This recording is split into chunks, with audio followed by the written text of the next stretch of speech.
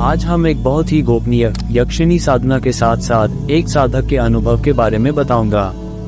इसे विचित्रा यक्षिणी के नाम से जाना जाता है। ये यक्षिणी साधक को मानसिक और शारीरिक सुख प्रदान करती हैं। इस साधना को कैसे किया जाए और किस प्रकार से इसमें सिद्धि प्राप्त की जाती है, आइए जानते हैं। देवताओं के बाद अगर दैवीय ताकतों का उल्लेख होता है तो वे यक्ष या यक्षिणियां ही हैं। वैसे तो 36 यक्षिणियां होती हैं, जिनमें से 4 यक्षिणी गुप्त होती हैं, इसलिए अधिकतर 32 यक्षिणियों का ही उल्लेख देखने को मिलता है। यक्षिणी यदि साधक पर प्रसन्न हो जाए तो वह उसे नित्य धन, मान, यश आदि से परिपूर्ण तृप्त कर देती है। लेकिन आज जिस यक्षिणी के बारे में हम जानेंगे उसकी विशेषता यह है कि ये बहुत शक्तिशाली और तंत्र कार्यों को करने में निपुण मानी जाने वाली यक्षिणी होती है। लेकिन इस यक्षिणी का जो साधना का स्थल है वह साधारण नहीं है। इसी कारण से अधिकतर लोग इसकी साधना नहीं करते हैं। इसकी साधना के दौरान विभिन्न प्रकार के उपद्रव होते हैं।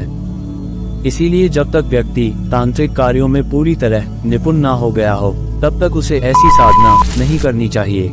इस यक्षिणी से आपको न सिर्फ प्रेमिका का पूरा सुख मिलता है, बल्कि यह आपके कार्यों को तुरंत करने की क्षमता रखती है। यह कोई साधारण यक्षिणी नहीं है। इस यक्षिणी के साथ नकारात्मक ऊर्जाएं भी होती हैं, इसलिए इससे आपका संबंध बहुत ही सावधानी पूर्वक होना चाहिए। आप वचन से भी इसको अपने नियंत्रण में ले सकते हैं। इसके अलावा आप साधना सिद्ध होने के बाद कोई ना कोई निशानी मांग लीजिए और उस निशानी को अपने पास रखिए। हो सके तो आप अंगूठी मांगे और उसे हमेशा अपने हाथ में पहन कर रखें। उसे जब भी बुलाना होगा तब आप उस अंगूठी को रगड़ते हुए इसके मंत्रों का 11 बार उच्चारण करेंगे तो यह आपके पास आकर तुरंत आपके कार्य को करती हैं। इसके अलावा रात्रि के समय आपका मनोरंजन करने के लिए भी उपस्थित हो जाती है। यह आपकी हर तरह की शारीरिक और मानसिक जरूरतों को पूरा करती है, लेकिन इसके साथ विभिन्न प्रकार की नकारात्मक शक्तियां भी मौजूद रहती है। ये नकारात्मक शक्तियां आपको नुकसान न पहुंचाएं, इसलिए यक्षिणी से पहले ही वचन मांग लीजिए। ये सभी तरह के कार्य करने में सक्षम माने जाने वाली यक्षिणी है।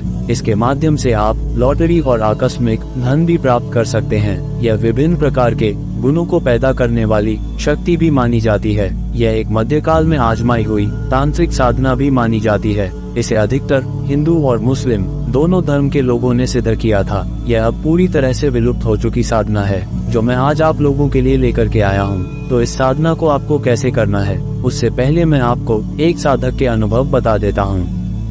पटना के दीदारगंज में एक साधक थे जिनका नाम सोमदत्त था। उनके गांव में एक बहुत पुराना काली माँ का मंदिर था। वो रोज उस मंदिर में जाया करता था। एक दिन जब वह मंदिर में गया तो वह वहाँ पर उदास बैठा हुआ था। एक साधु बाबा वहाँ से गुजर रहा था और साधु ने देखा कि मंदिर की सीढ़ियों पर कोई उदास बैठा है और वह थोड़ा चिंतित लग रहा था। तब उस साधु ने उससे पूछा, क्या हुआ, तुम इतने परेशान क्यों हो? साधक ने कहा, बाबा मेरी आर्थिक स्थिति ठीक नहीं है और मेरे पास कमाई का कोई साधन नहीं है, मैं क्या करूं? तब उस साधु ने उसे यक्षिणी साधना के बारे में बताया और उससे बोले, इस साधना का उपयोग अपने और लोगों के कल्याण के लिए करना। इस यक्षिणी का उपयोग किसी गलत काम के लिए मत करना। इतना कहकर वो साधु वहाँ से चला गया।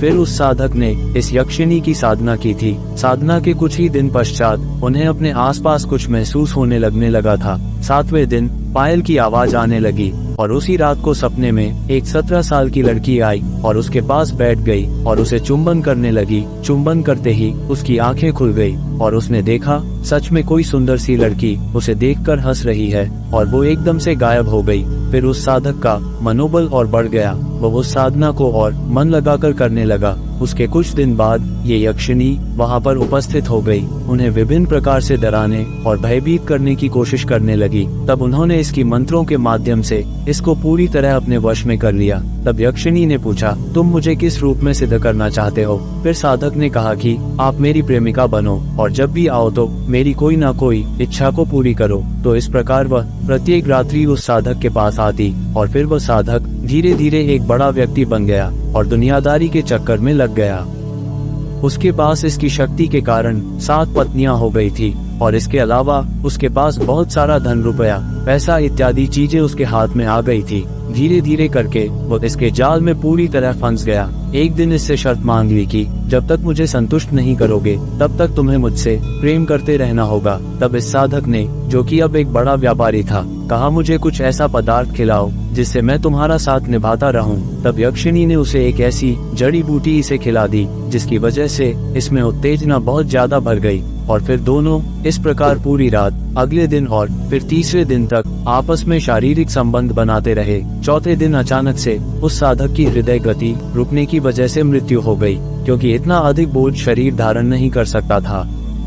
तो दोस्तों, ये बहुत अधिक शक्तिशाली यक्षिणी मानी जाती है, लेकिन इसको अगर आप नियंत्रण में नहीं ले पाए और अपनी कामवासना या फिर इसी तरह की गलत चीजों में फंस गए तो फिर आपको किसी दिन यह अपने वश में लेकर आप पर नियंत्रण स्थापित कर आपका सर्वनाश भी कर सकती है। इसलिए इस बात को समझते हुए ही आपको ये साधना करनी चाहिए। तो अगर आपको इस साधना को करना हो तो आप सबसे पहले इसके लिए एक विशेष उपयुक्त स्थान का चयन करेंगे जहां पर आपको कोई ना देखें। इसकी साधना किसी भी शुक्रवार से शुरू की जा सकती है जब चांद पूरी तरह ना दिखाई देता हो। उसी में से किसी भी शुक्रवार को आप इसे शुरू कर सकते हैं। इसमें आपको चमेली के तेल का ही दिया आपको जलाना होता है। इसके अलावा लाल रंग का सिंदूर अवश्य ही आपके पास होना चाहिए, क्योंकि यह साधना के दौरान जब आप साधना करने बैठते हैं तो विभिन्न प्रकार की शक्तियाँ, खासतौर से आपके चारों तरफ सांप, विभिन्न प्रकार की काली शक्तियाँ और विभिन्न प्रकार की बुरी और भयानक शक्तियाँ प्रकट होती हैं। उन शक्तियों के कारण आपका ध्यान तो भटकता ही है,